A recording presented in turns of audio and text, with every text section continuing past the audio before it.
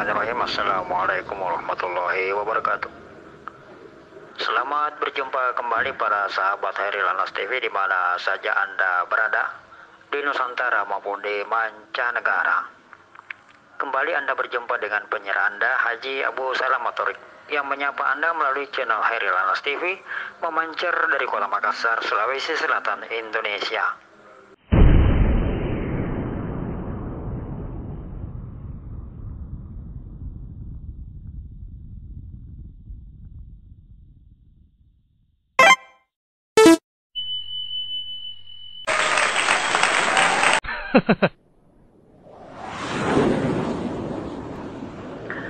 Sahabat Hairil Anas TV, di mana saja Anda berada, ada sebuah ungkapan kata mutiara yang sering dilontarkan oleh para pengikut setia kaum Jokamiyun terhadap para ulama yang dimurtadkan oleh sang Amir Jokam, yakni anak tak tahu diri, anak tak tahu balas budi. Terutama lontaran kalimat penuh hikmah ini berasal dari mereka yang unyu-unyu, artinya golongan pengikut Jokam yang malas menggunakan akal sehatnya, tidak mau mensyukuri nikmat kecerdasan berpikirnya, yang menyebabkan mereka dimabuk doktrin yang menyesatkan.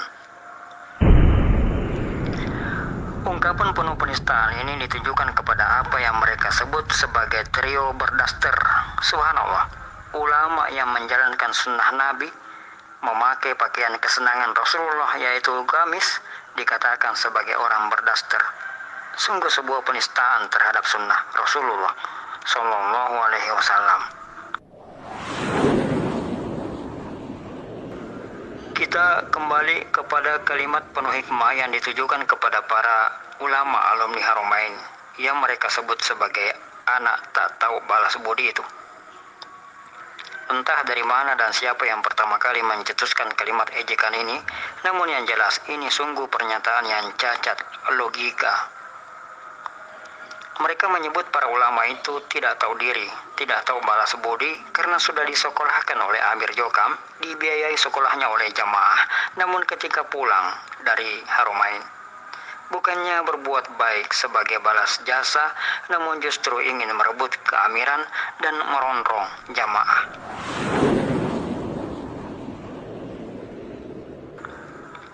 Ini sungguh ungkapan yang penuh fitnah, karena justru mereka merasa berhutang budi itulah.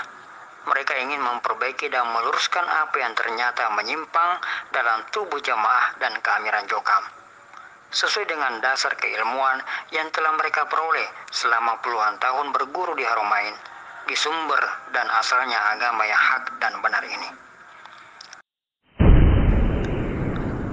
Sebab memang dasar dan alasan mereka diutus untuk berguru ke Haramain adalah untuk membenahi dan memperbaiki serta mengantisipasi kalau-kalau ada ajaran maupun amalan dalam jamaah Jokam atau Islam jamaah yang keliru dan melenceng dari syariat atau menyelisihi sunnah.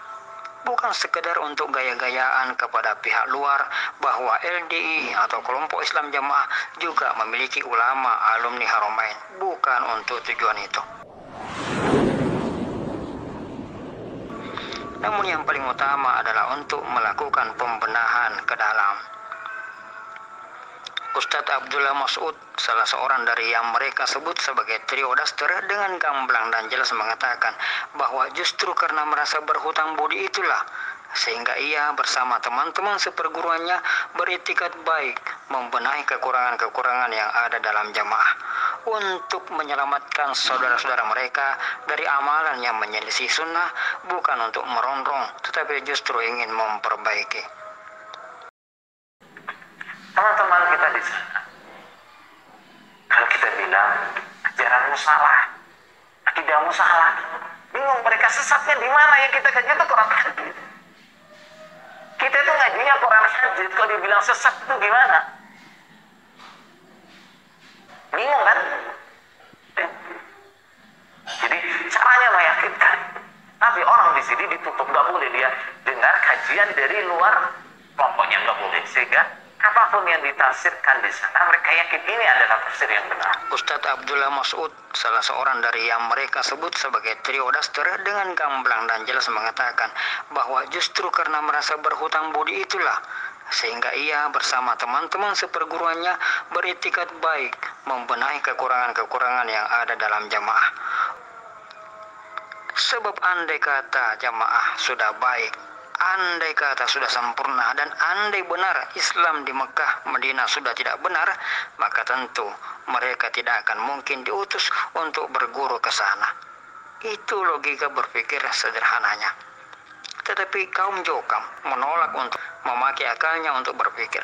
Yang mereka tahu, pokoknya pusat keamiran mengatakan mereka buruk, maka itulah yang benar.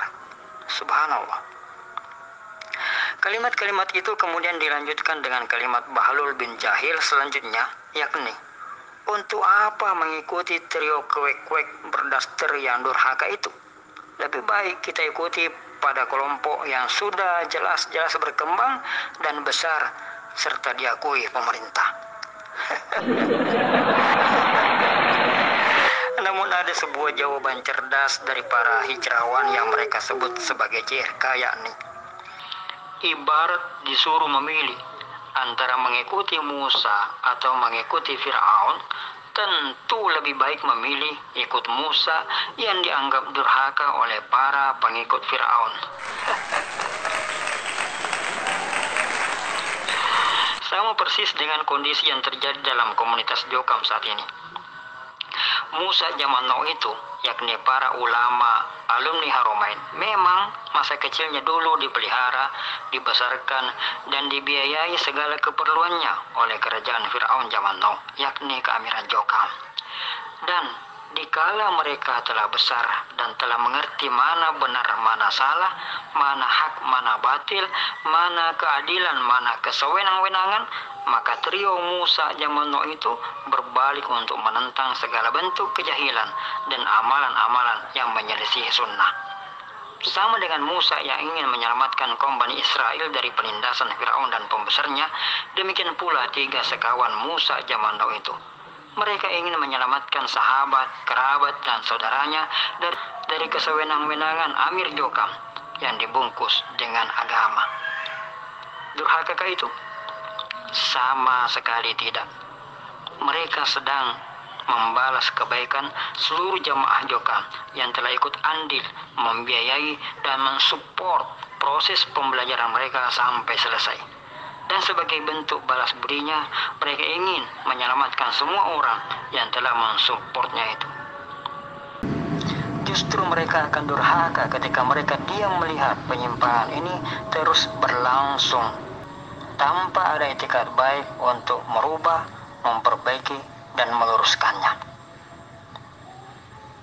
Sekian ulasan, semoga mencerahkan dan memberi manfaat untuk kita semua.